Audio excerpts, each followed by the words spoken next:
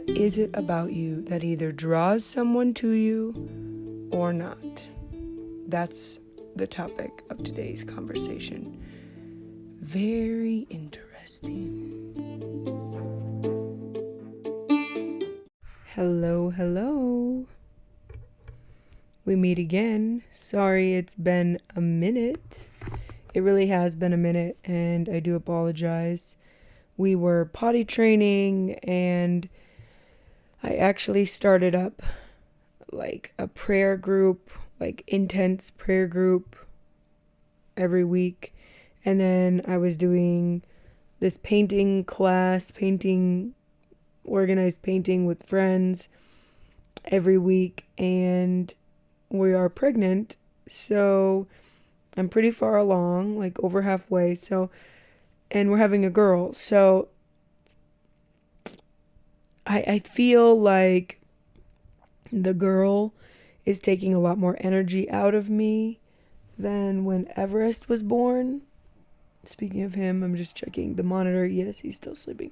So when I had him, and I think this is something that is a real thing, and other people have said this as well, that boys take less energy.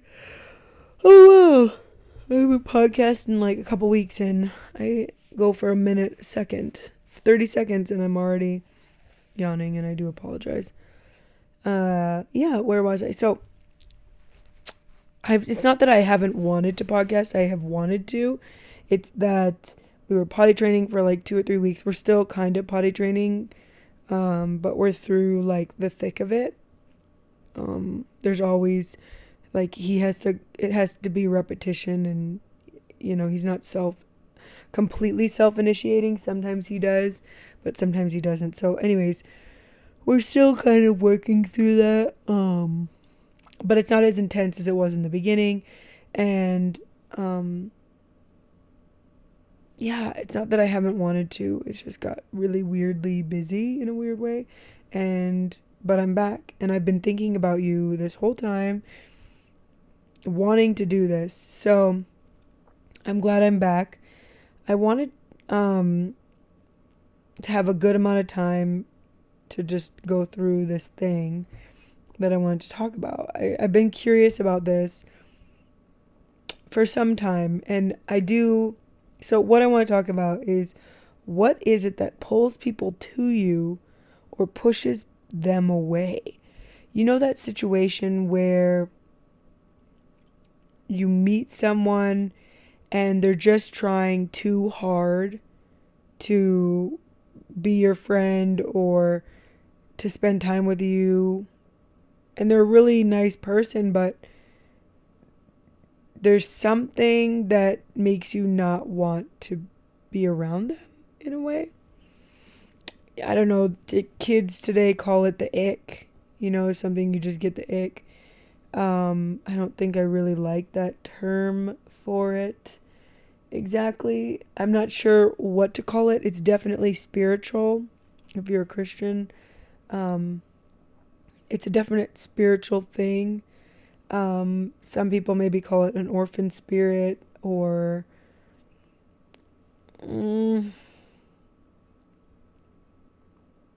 don't know. I don't know exactly. I just want to break it down.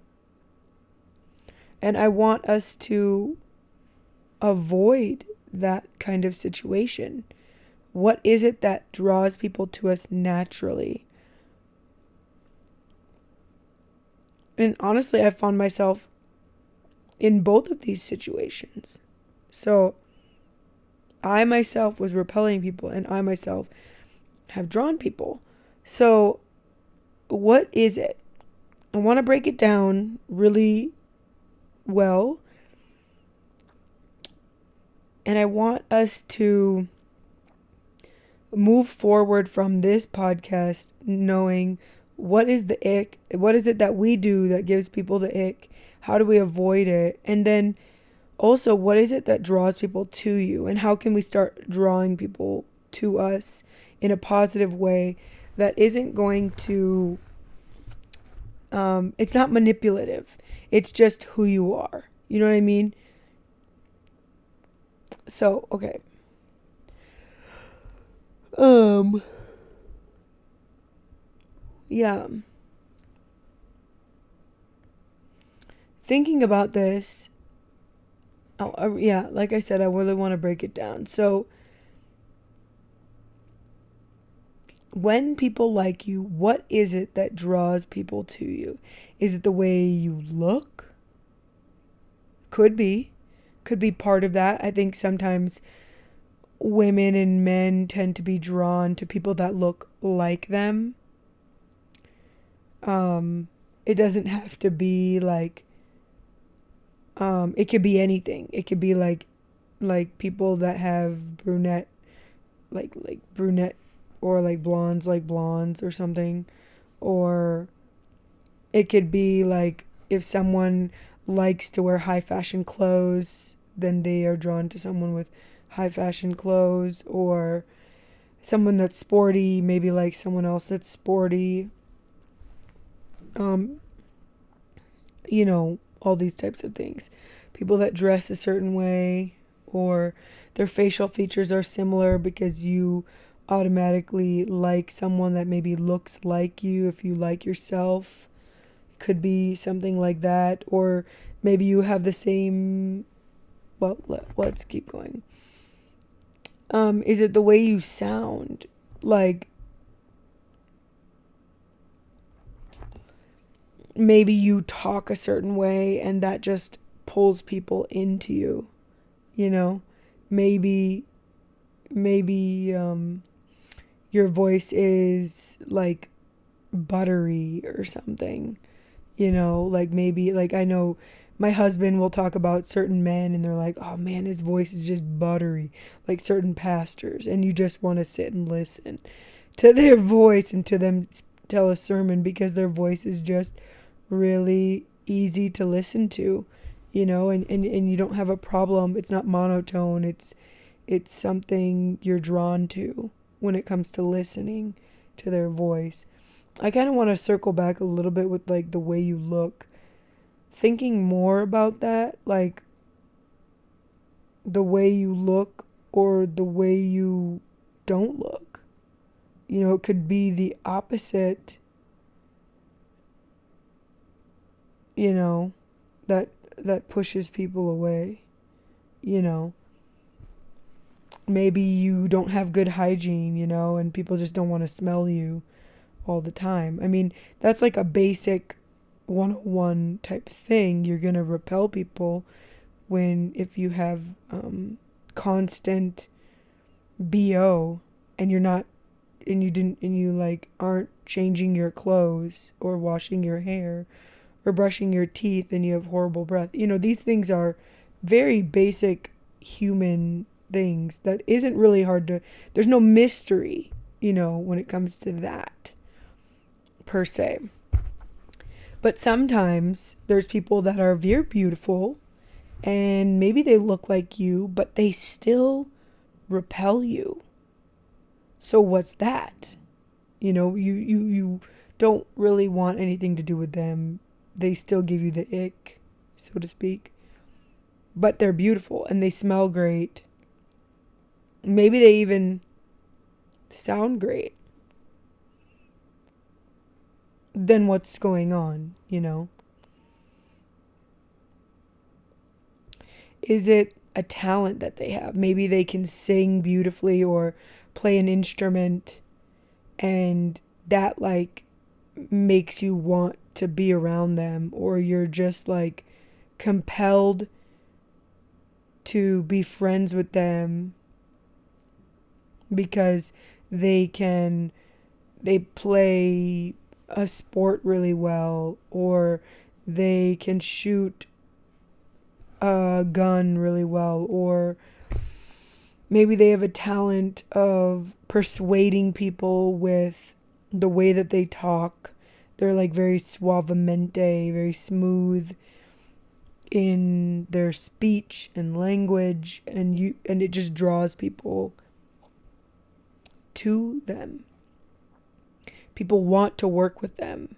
Maybe it's people, they just have a very smooth way of saying things and people hear it and they're like, oh yeah, like that makes sense, or yeah, I'm on board. They just, the way they talk, the way that they talk, like the words that they use, and their swagger is just alluring. It could be that. Um, it could be their status, whether they have money. A lot of people are drawn to people that have money, maybe as like a byproduct, like you might somehow benefit from them having money, or be seen with them. They have money, so maybe people will see you as having money if you are with them, type of thing. Fame is along the same lines of like, you become famous when you're around those famous people, so then you gain from being around them. And I think those ones are really simple. Um, but even within those realms of people that have lots of money that are with other people, there's still people that have lots of money and lots of fame that will give other people that have fame and money the ick, so to speak. They, like, I guarantee at like the galas and the People's Choice Awards and the Grammys and all these places where there's so many famous and well-to-do people, but they will meet someone that also gives them the ick, or um, it pushes them away from them. It's in every type of circle that you can think of. You'll find this type of person. It's not limited to someone that has, maybe someone that isn't popular or isn't famous or doesn't have a lot of money. To them, they might associate with money, someone with money.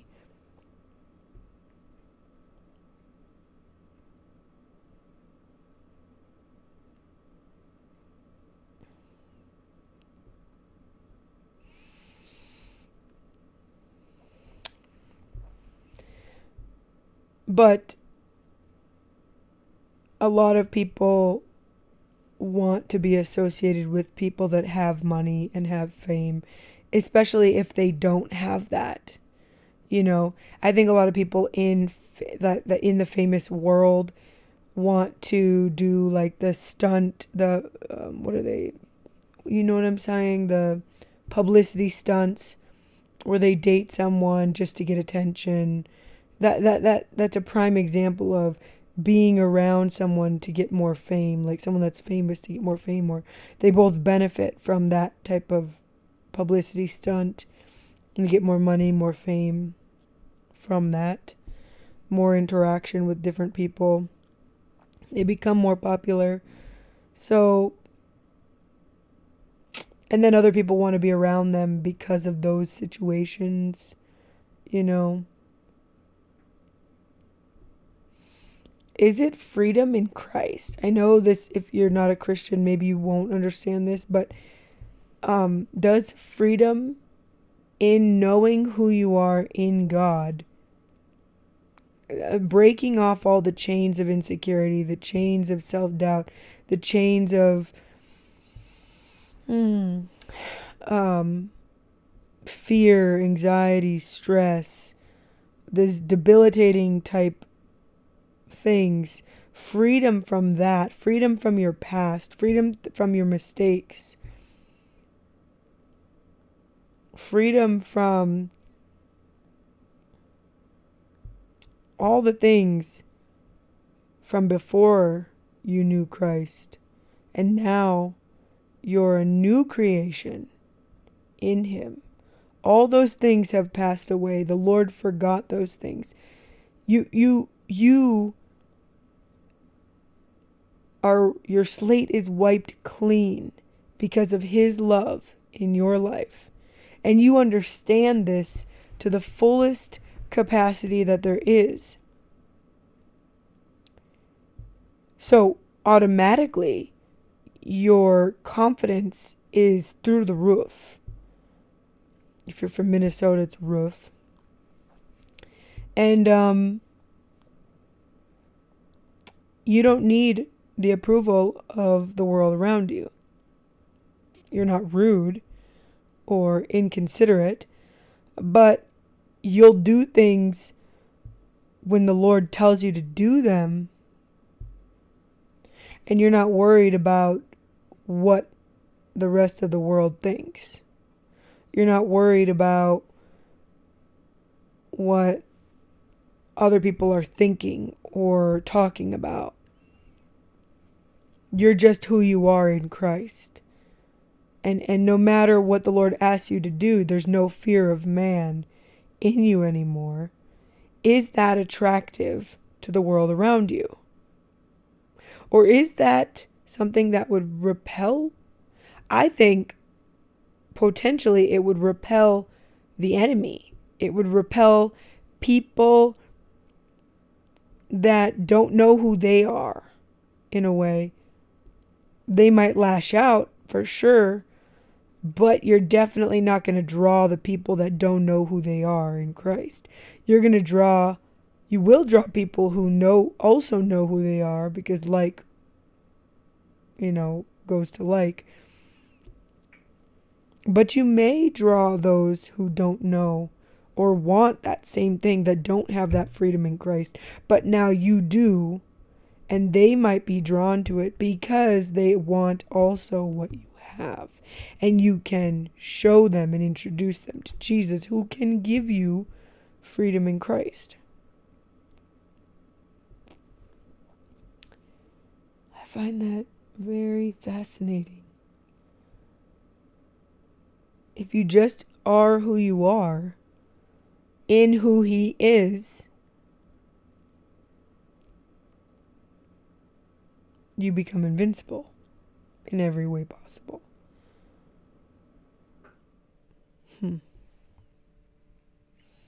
Is that what draws people to you? I don't know. Is it genuine confidence? Maybe you don't really have the freedom in Christ thing down, but you just know who you are, and you are like who you are, and you have genuine confidence. Or maybe you do have freedom in Christ, and as a result, you have genuine confidence. With or without, I think you have a lot more confidence with it, of course, because there's nothing to hang your hat on when you don't have that. So I'm going to say freedom in Christ and that genuine confidence. Because you don't need to boast in the things that you've done, because the things that you've done in all of your life is of dirty rags. We never are meant to boast in anything we've done, but to boast in the cross, so that they might see Him, right? So if we're not needing to boast in what we've done, then I think not needing to show the world who you are, or needing to prove yourself, or to preserve who you are, allows you to have a quiet confidence, which naturally draws people to you. You don't have to be the one that's the loudest, or talking all the time, or have your say heard all the time, because again, that breeds insecurity. But if you have a quiet confidence, sometimes there are people that are really quiet, and they are insecure, and they're afraid of what everyone else will think, so they don't say anything. I'm not talking about that. I'm talking about you can talk, and you will talk if you feel the need to, but you don't really need to have your say or your input or your voice heard. You don't need to, because you know who you are in the Lord, and that the Lord is constantly watching you and constantly sees you and knows your value, and you know the value that He has for you. You don't need the rest of the world to have any value for you at all, because you already know the value that you have in Him, and that's all the value that you need to be shown, to have this strong, quiet confidence that doesn't need the rest of the world to know. To know or not know. Really. Is it our connections that draws people to us? Maybe. Is it that you're well connected to famous people or well connected in your community? Possibly. You know most people, let's say you know a lot of people. You know the mayor of your town, you know all the several different politicians, well connected. You can make things happen if you need to because your friends are in these situations. Well, maybe people would be drawn to you for that, but I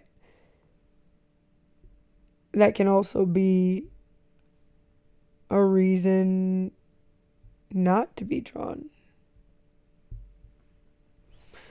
I don't know. But is that the end all be all? Are any of these the end all be all? The end all be all in what makes people be drawn, naturally drawn to you in the spirit. Because it's your spirit that picks up on other people's spirit. You can tell to a degree, depending on your, intuitiveness in the spirit, propheticness, blah, blah, blah. But you can pick up on someone's spirit and what's going on in the room and what they're feeling, thinking, expressing, and putting out into the room with their spirit. You know what I mean? So this quiet confidence I talk about, or the freedom in Christ, is seen. Like, you don't necessarily need to talk to somebody to know when they have that quiet confidence.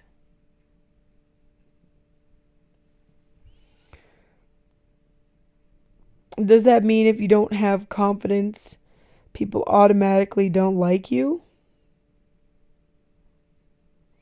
I mean, not necessarily. I think confidence, when it comes to like dating relationships, is a huge part of what is attractive from the male and female's perspective.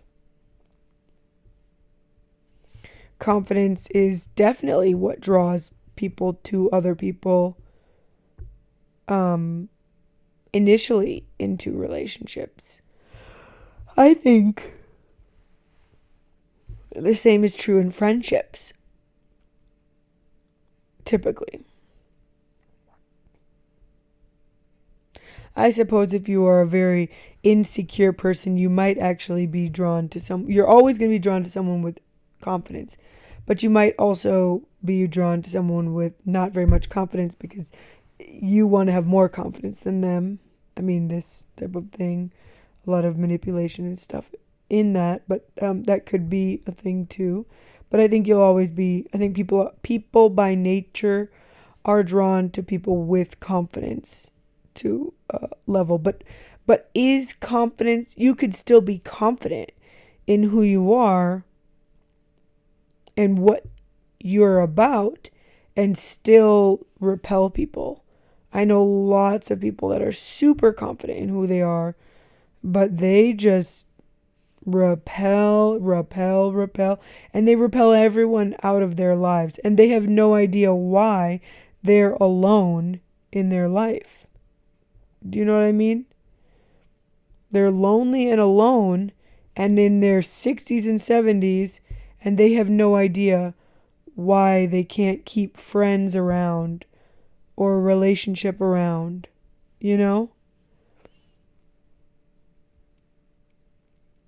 And it doesn't have to be someone that's in their 50s and 60s. It could be any age. This can be any age. And I know people in all different ages that just repel the heck out of people, and they have no idea why. But I think as Christians, we're called to draw people. I think Jesus, of all people, drew so many people to him, and people were just drawn. They just wanted to be near him, to hear him, to see him, to experience him, what he was like. These type of things.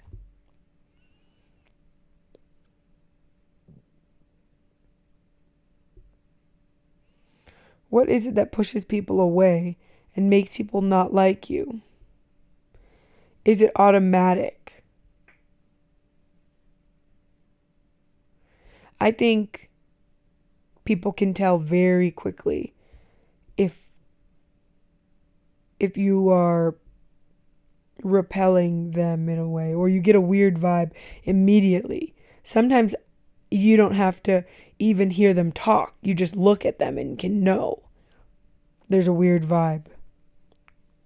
And you don't really want much to do with this person. And you feel yucky being around them. There's something wrong. Maybe there's spiritual warfare surrounding this person. I mean, you change the atmosphere by what you allow into your life. So if you're watching constantly horrible politics, I mean, that's all you can talk about, and that's all you want to talk about, and then you're just breeding that and the spirit that goes along with it. You know what I mean? And the people around you can feel it, you know? They can tell. So, could it be gradual, though? Could it be like a gradual repel? I think it definitely can be automatic or gradual. Gradually, like you meet this person in school and they seem really cool at first, but then after a while, you start to learn more about who they are, and you just realize, I don't really want to be around this person, and not many other people really want to be around this person, and something's wrong, something's off. I just don't know what it is, but it's not bringing good fruit. It's kind of weird. And I don't feel good being around them. I'm feeling like getting the ick, Definitely can be a gradual thing. You might not pick up on it right away. It might be something that you grow into type of thing.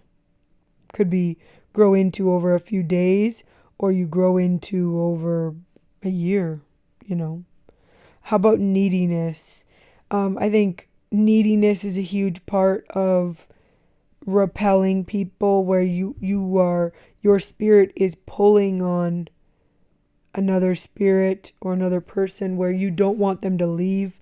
Is an example of like, you don't want to let them go. Like, they want to go and go do something. They're trying to leave and go do an errand or whatever. And you are just talking to them and holding them in place, or keeping them from what it is that they want to do, but you're just really giving them a bad vibe, and they're not feeling good talking to you. They're starting to, pick up on all these negative things in the spirit because of your conversation and your situation, and your spirit just breeding death, that all they want to do is get out of there.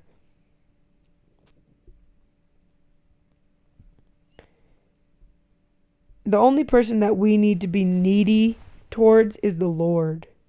We need him.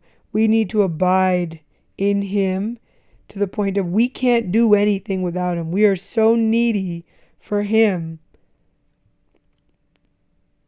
We want to always be talking to him, always communing with him, always sharing how we're feeling, asking how he's doing, spending time with him, adoring him, worshiping him constantly. That's the only person that you want to feel needy towards as an adult. You know what I mean? As kids, we're needy by nature, And that's totally understandable because we're helpless at a child age. But I'm talking about as an adult. Is it a vibe that they give off? Certainly it is. It's definitely a vibe. It's definitely your spirit speaking to another person's spirit. Um, Sometimes it's hard to pinpoint just what it is right away, but I just don't, something's off and I don't feel peace around this person type of thing. Um, Very interesting. Um, can we tell what they're thinking without knowing what they're thinking? Um, I think yes and no. I think sometimes we don't always know. We prophesy in part. Sometimes you can kind of tell what they're thinking, of course. Um, I think it's yes and no. Also, it depends on your prophetic intuition, obviously. Maybe you hear the Lord in this area. Um, Definitely. Sometimes the Lord will just tell you what they're thinking, of course.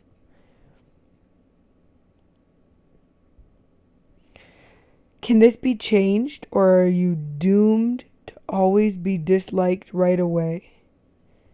Um, I think this can definitely be changed.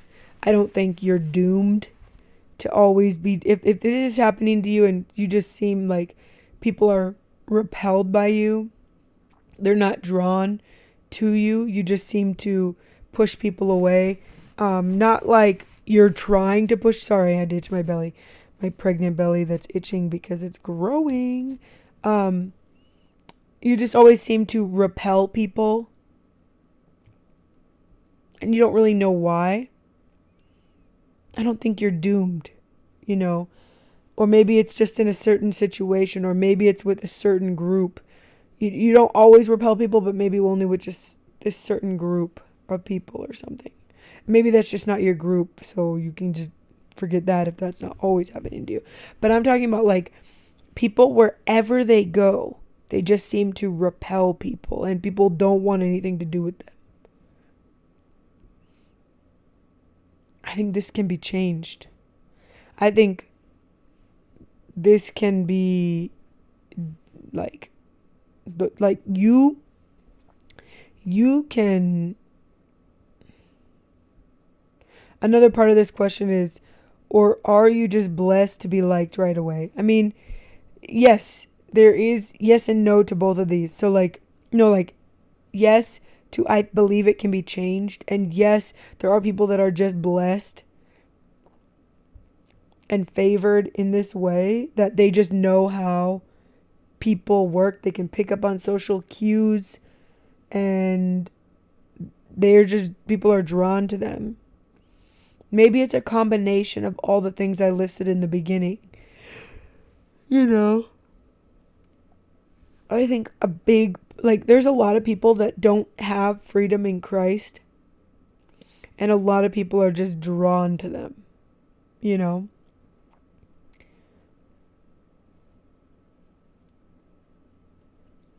I think sometimes in those cases, it can be a gradual repel for people.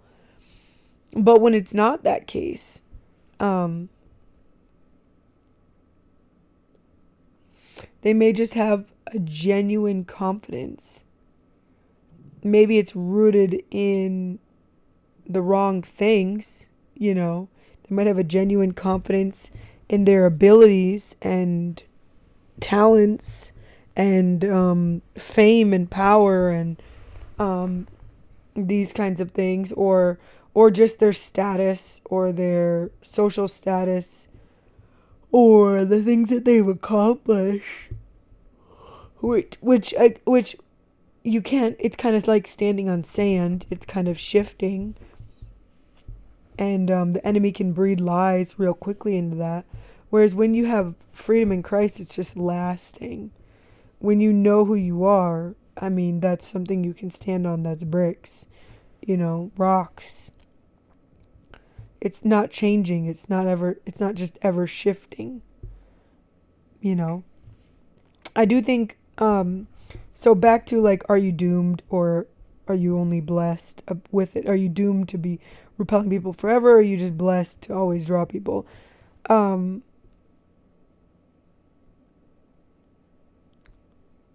I know that there are people that are just blessed to draw people and they just have a thing about them that everybody just loves. Like, there's a show that I'm watching, I'm kind of embarrassed to share with you, but it's called My Life with the Walter Boys, and it's like this girl, like everybody's just drawn to her, and this guy also is, they call like the Cole effect, where just these girls are just drawn to him, and he kind of has a swagger, and he's like really good looking and a really cool dude in the school or whatever, and he has all these talents and stuff, and just it's popularity and connections, and it's all the things I kind of talked about. But there's a point where he starts to treat people really poorly, and people kind of push him off and don't really want anything to do with him, and he's kind of repelling people, and that those are behavioral things and different things. But I think that for in this case, it's kind of changing and shifting based on what the character did or does. And this can totally be a situation. This can be a thing too. Um, but I think a good base for drawing people to you is knowing who you are in Christ, because this is unwavering and unchanging. It's like putting your foundation on rocks or bricks instead of shifting sand that is ever changing, not lasting, moves around, and is flaky under your feet, where rocks are solid in place. Bricks are solid in place. They're not moving. They're not damaged. They are solid. So it's a great foundation, and I highly recommend. Anyways, I think you can develop a habit of being liked. Granted, you can't always be liked by everyone, but the general public um has done a study with random people, and I feel like if you develop yourself, you could be liked by the general public. It's a very interesting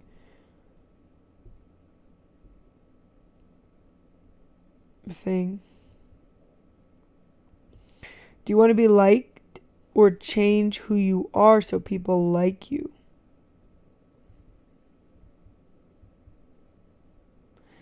It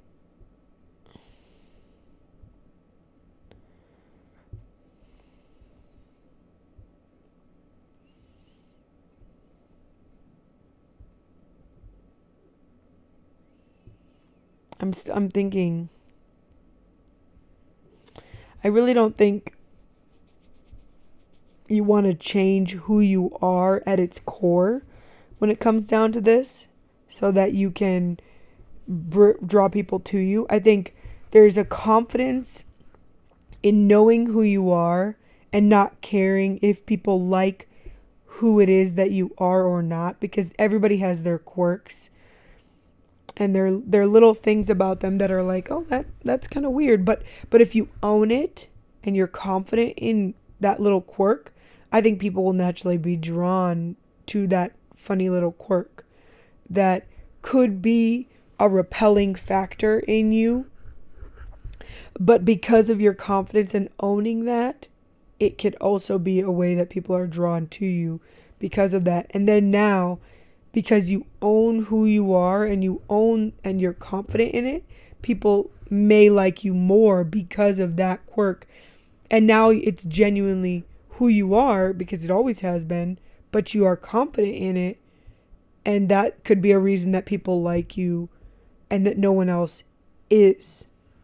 You see what I mean?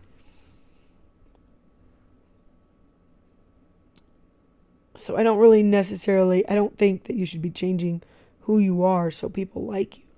Because you'll never, I think if you try to change who you are so that other people like you, I think that starts to put you in the repel category automatically, because you can't fully be who you're not to the full, whereas you can fully be who you are and own it and be confident in who you are to the full, to the point where people like you for who you are and that quirkiness in you.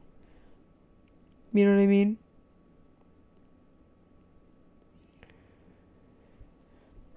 I also want to add, don't change yourself to compromise your faith or relationship with Jesus. If that's a matter of having confidence or not, being needy with people 24/7, that's a different story. And not being needy with people 24/7, that's different.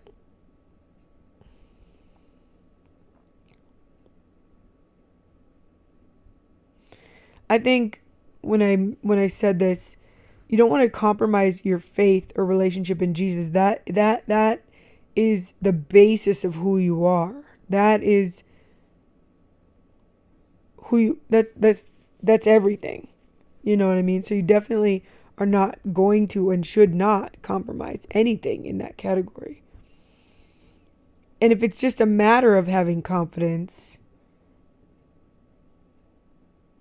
then again, going back even one more step of knowing who you are in Him, in Christ, will naturally bring you this confidence, this awareness, this revelation of strength in your identity, which builds off of like getting rid of insecurity, getting rid of fear, getting rid of anxieties, which when you eliminate those things, you just live life confidently, naturally.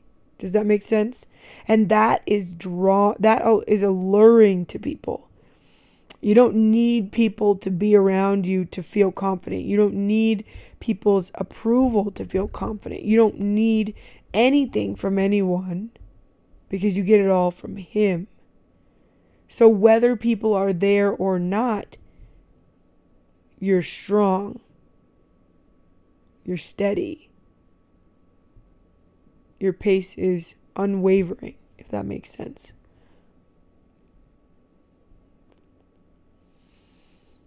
Be confident in who you are. I think a lot of what that entails, and a lot of being confident in who you are, is what draws people to you. Loving who you are as a person and being a great person, and being proud of that, and being yourself, as well as being proud of the way that you are naturally. I think confidence is attractive and alluring, and I think most of the world feels that same way as a whole. Confidence is naturally alluring. And I think that people glaze over people that don't have confidence. But when you're confident and you're bold and you're unique and you're true to who you are, and people can tell when you're true to who you are, that is what makes you unique. That's what makes people gravitate in your direction, if that makes sense.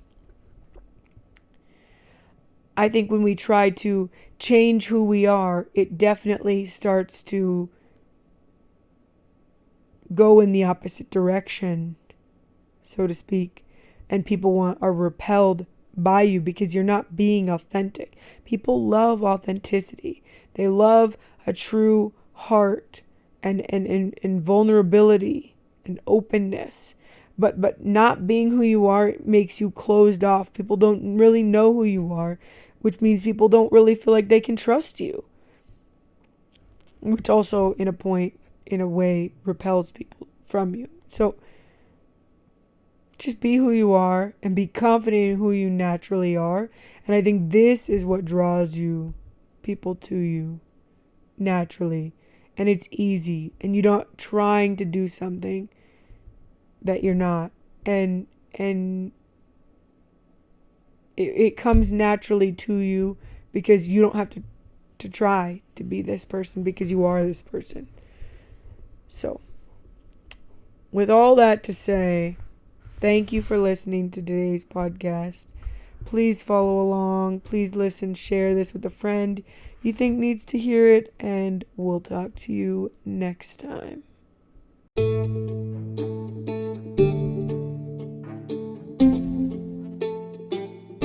Thanks for listening to this week's podcast. It was my pleasure. Please subscribe and leave a review. It means so much. And share this with a friend. Thanks for listening. Love you. Bye-bye.